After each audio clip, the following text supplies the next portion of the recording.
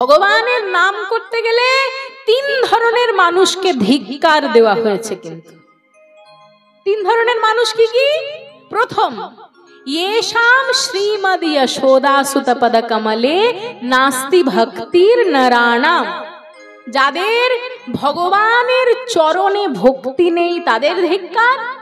যাদের येषां आभीर कन्या प्रिय गुण कथने नानुरक्ता रसज्ञा, যাদের ভগবানের কথা বলতে ইচ্ছা করে না তাদেরকে ধিক্কার।